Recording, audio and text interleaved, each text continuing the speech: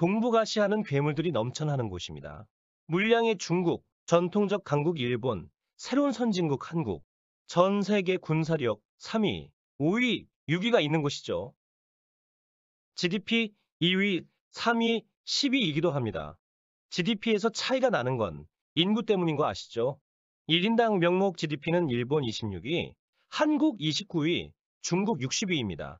세 나라 모두 군사력과 경제력에서 세계 10위 안에 드는 최강국입니다. 한국 헌법상 중국과 러시아의 1334km의 국경을 접하고 있지만 실질적으로는 북한 때문에 섬나라처럼 대부분의 물류 수송이 바다를 통해서 이루어집니다. 작년 정부 통계에 따르면 한국 수출입 물동량의 99.7%가 해상 물동량입니다. 따라서 해상 수송로는 수출입 의존도가 높은 한국에게는 생명줄과 같은데요. 전쟁 억지력 확보와 해상 수송로 확보를 위해 원해에서 작전이 가능한 이지스함 확보가 중요합니다. 만재 배수량 만 톤에 이르는 엄청난 무게, 170m의 길이에 20m가 조금 넘는 날렵한 선형, 스텔스를 위해 철갑으로 무장한 듯 단단한 모습, 100발 내외의 미사일을 가지고 미사일 요격을 위해 1분 안에 50발을 발사할 수 있는 최강의 방어 능력과 공격력을 가진 이지스함은 바다의 왕자로 불리는 최고의 전력입니다. 한국은 현재 세종대왕급 세척을 보유하고 있고 2022년 하반기에 진수되는 KDX-3 배치2의 일본함, 정조대왕함을 시작으로 총 3척이 추가적으로 배치될 예정입니다. 따라서 한국은 2028년까지 총 6척의 이지스함을 보유하게 됩니다. 이 정도면 전 세계에서 미국, 중국, 일본 다음이라 볼 수 있는데요.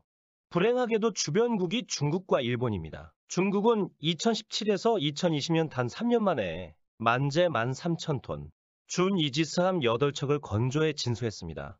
추가로 12척을 더 건조할 예정이라고 하는데요. 5,000에서 10,000급 준 이지스함은 30척이 넘습니다. 중국의 관영 매체인 환95는 055급 레이더는 위성을 추적해 격추할 수 있는 능력이라고 보도합니다. 하지만 보도와는 다르게 레이더 성능은 이지스함보다 떨어지는 것으로 보고 있는데요.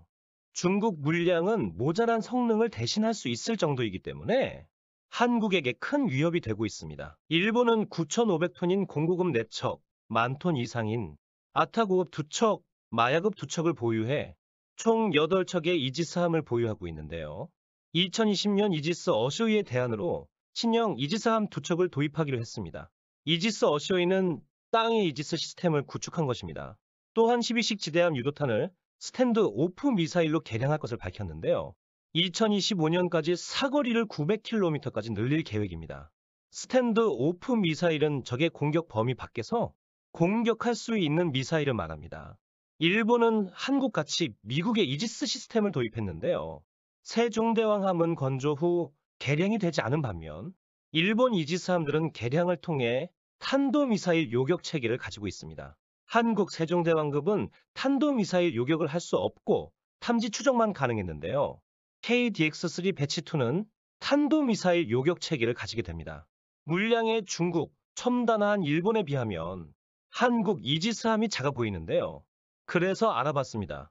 이지스함에 대해 세계 최초의 이지스함은 1983년 취역한 미국 순양함 타이콘데로가 호위인데요. 항공모함 선단의 대공방어를 책임지는 역할을 했습니다.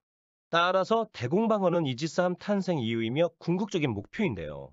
대공방어를 위해 로키드 마틴은 이지스 전투 시스템을 개발합니다. 이지스함은 이지스 전투 시스템을 탑재한 함선을 말하는데요. 이지스 전투 시스템은 레이더, 슈퍼컴퓨터, 미사일로 구성됩니다. 레이더는 보다 멀리 정확히 보기 위해 최고의 성능을 지니고 있는데요. 한국 이지스함에 탑재한 통합 레이더는 탐지거리 1000km로 현존하는 가장 진화한 레이더입니다. 이지스함의 전투체계는 보다 빠르고 정밀한 요격을 위해 슈퍼컴퓨터를 이용합니다. 세종대왕급의 전투체계는 베이스라인 7.1인데요. 아쉽게도 탄도미사일을 요격할 수 없습니다. 정조대왕함은 베이스라인 9C 이 기반의 K인데요. 탄도미사일을 요격할 수 있습니다. 정조대왕함이 2024년 취역한 후 세종대왕급을 업그레이드할 것으로 예상되는데요. 정조대왕급은 세종대왕급만으로는 북한 미사일을 탐지 추적하기 힘들기 때문에 건조됩니다. 정조대왕급 배치 전에 세종대왕급이 창정비에 들어가면 북한 미사일 탐지 자산이 너무 부족하게 되는데요. 정조대왕함이 세종대왕급을 대체할 수 있어야 세종대왕급의 업그레이드가 가능할 것으로 보입니다. 세종대왕급 세척이 동해, 서해, 남해를 각각 탐지하면 충분하지 않냐고 생각하시는 분이 계신데요. 해군은 함정을 통상 3직제, 한척 작전, 한척 훈련, 한척 수리로 운영합니다. 따라서 실제 작전에 나가는 이지스함은 단 한 척에 불과하고 3면을 모두 감시하려면 총 9척의 이지스함이 필요합니다. 한국은 KDDX 6척을 건조해 총 12척의 이지스함을 보유할 예정인데요. 남은 3척은 항공모함을 중심으로 한 원양함대에 속할 가능성이 높습니다. 일부에서는 세종대왕급의 업그레이드가 타국에 비해 너무 느린 게 아닌가 걱정하시는데요. 알레이 버크급 이지스함은 99척 건조 예정이고 현재 69척을 건조했는데요. 대탄도탄 요격이 가능한 함정은 18척밖에 되지 않습니다. 보유 이지스함의 26%인데요. 한국은 50%나 됩니다. 세종대왕함은 128셀의 발사대를 장착하고 있는데요. 그중 80셀의 SM-2 대공미사일을 탑재하고 있습니다. 가장 중요한 임무가 대공 방어라는 것을 알 수 있습니다. 한국이 도입한 SM-2 MR 블록3B는 측면에 적외선 탐색기가 추가돼 요격률이 향상된 버전으로 미국이 전략물자로 취급해 한동안 해외 판매가 불가능했던 시절도 있습니다. 한국은 FMS 방식으로 SM-2를 구매했는데요. FMS 방식은 미국 무기를 무기업체가 아니라 미정부와 계약을 맺어 구매하는 방식입니다. 대표적인 불평등 구매 방식으로 하자 보증이 겨우 1년이고 불량 발생 시 문제 제기가 어렵습니다. 2017년 보도에 따르면 한 발에 20억가량인 SM-2 미사일을 400여 발 도입했는데요. 오작 동률이 30%에 이른다고 합니다. 2004에서 2016년 사이에 해군은 25발 발사했는데요. 무려 7발이 오작동을 했습니다. 한국이 미정부에 하자 보상을 요구했지만 미정부는 아무런 움직임이 없습니다. 그 이후 관련 소식이 없어 현재 어떻게 진행됐는지는 확인 못했습니다. 2018년 FMS 방식으로 3,200억 원 규모의 SM-2 미사일을 추가로 구매했고요. 2022년 4월 26일 방위사업추진위원회는 2023에서 2031년까지 7,600억 원을 투입해 SM-6를 도입할 것을 의결했는데요. 역시 FMS 방식입니다. SM-6 미사일은 최대 상승고도 34km, 최대 사거리 400km이고 종말 단계의 탄도미사일을 요격할 수 있습니다. 정조대왕급은 SM-6 미사일을 탑재할 예정입니다. 대안이 없으니 어쩔 수 없었죠. 하지만 마지막 구매의 가능성이 높습니다. 한국이 보유한 함대국 미사일은 해공인데요. 램 미사일을 대체하는 미사일로 사거리가 20km입니다. 따라서 SM-2의 사거리 170km를 대체하기는 힘든 상황인데요. 확인되지 않지만 해공의 추진체를 교체하면 사거리를 150km까지 늘릴 수 있다는 이야기가 있고요.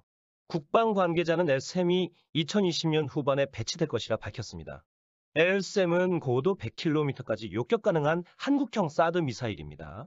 차기 한국형 이지스함인 KDDX에는 수직 발사관이 모두 한국형 발사관이기 때문에 SM-2를 대체하기 위한 사거리 연장형 해공을 개발할 것으로 추측되고 SM-6보다 뛰어난 LSAM이 개발되고 있으니 미국의 갑질에서 벗어날 수 있겠죠.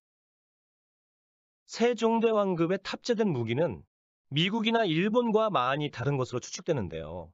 미국, 일본은 함대함 미사일을 8발 정도 탑재합니다.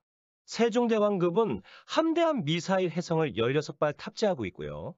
함대지 미사일 해성2를 30여 발 탑재하고 있는 것으로 알려져 있습니다.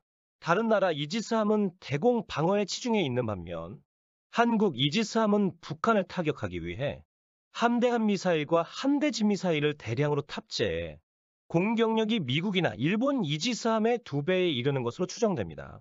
정조대왕급은 세종대왕급보다 공격력이 증가됐는데요. 한국형 초음속 미사일을 탑재했습니다. 군에서 절대로 밝히지 않는 극비라 자세한 내용은 알 수 없지만 전체 길이를 6m 이하로 보고 있습니다. 6m 전후면 KVLS-1에 탑재 가능한데요. 재밌는 점은 정조대왕함은 KVLS-2를 탑재하고 있다는 것입니다. 한국형 수직 발사관은 총 3종류가 있는데요. KVLS-1, 단축형 KVLS, KVLS-2입니다. KVLS-1은 현무3, 홍상어 등 거의 모든 한국 미사일을 탑재할 수 있고요.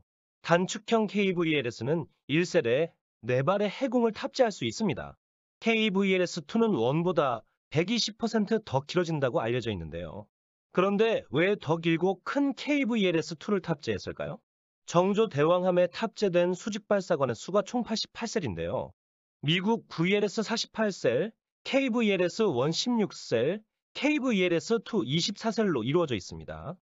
세종대왕함이 총 128셀의 수직발사관을 탑재하고 있었으니 수직발사관 수는 30%나 감소했습니다.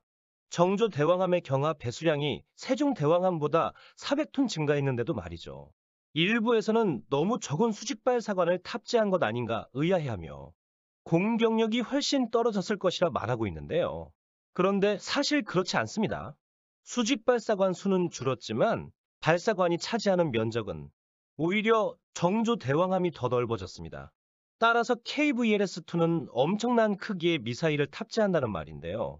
알려진 미사일 중 KVLS-2에 탑재될 크기의 미사일은 단 하나 현무2C뿐입니다. 현무2C는 한국 기밀 중 기밀로 취급받는 미사일입니다. 사거리 800km, 속도 마하 10으로 알려져 있는데요. 한미 미사일 지침으로 사거리 제한이 있던 시절 개발 완료된 미사일이라 실제 사거리는 알려진 것보다 길 것이라 보고 있습니다. 현무2C의 추정 길이, 직경, 탄도무게 등으로 볼 때 가장 유사한 미사일은 미국 퍼싱2 미사일인데요. 퍼싱2의 사거리를 나토는 1800km, 러시아는 2500km로 보고 있습니다. 따라서 현무2C의 사거리는 1800km 이상으로 예상됩니다. 한국이 진심을 담아 개발한 미사일들의 공산오차는 세계 최고 수준인 5m로 알려져 있는데요. 미국 퍼싱2의 공산오차는 30m입니다. 또한 중국이 자랑하는 둥펑 21 미사일은 대함 탄도미사일로 항공모함 킬러로 유명한데요. 공산오차가 30m인 것으로 알려져 있습니다. 따라서 한국 미사일의 정확도는 세계 최고입니다. 일부에서는 거짓말이라며 탄도미사일이 어떻게 공산오차 5m 수준의 정확도를 내냐며 부정하는데요. 현무 미사일은 러시아 이스칸데르 미사일 기술을 기반으로 연구 개발한 것으로 알려져 있습니다. 이스칸데르는 3에서 7m 수준의 정확도를 가진 탄도 미사일입니다. 따라서 현무의 공산오차 5m는 사실일 가능성이 높습니다. 공산오차 5m 정도면 대함 탄도미사일로 충분히 사용 가능한데요. 한국은 2016년 세계에서 세 번째로 KA-밴드 레이더를 개발했습니다. KA-밴드 레이더를 탑재하면 대함 탄도미사일 역할을 충분히 할 수 있을 것으로 예상하고 있습니다. 정조대왕함이 만약 24발의 현무2C 미사일을 탑재하고 있다면 최강의 공격력을 지닌 이지스함이 될 것입니다. 현무2C 이외에 탑재될 가능성이 있는 미사일은 3가지 정도로 추측됩니다. 한국형 초음속 미사일은 마하 3 이상 사거리 500km로 보고 있는데요. 사거리 연장형이 개발돼 탑재될 가능성, 개발 중으로 알려진 한국형 극초음속 미사일 하이코어의 탑재 가능성, 그리고 최고 기밀인 괴물 미사일 현무4의 탑재 가능성이 있어 보입니다. 이런 공격력을 지닌 정조대왕함은 바다의 왕자가 아닌 바다의 제왕이 되는 거죠. 일당 100은 아니지만 일당 24에 함정이 되면 중국의 물량도 일본의 최신 이지스함도 상대가 되지 않습니다. 정조대왕급이 바다의 제왕이 되길 바라며 마칩니다. 시청해주셔서 감사합니다. 구독과 좋아요는 저에게 힘이 됩니다.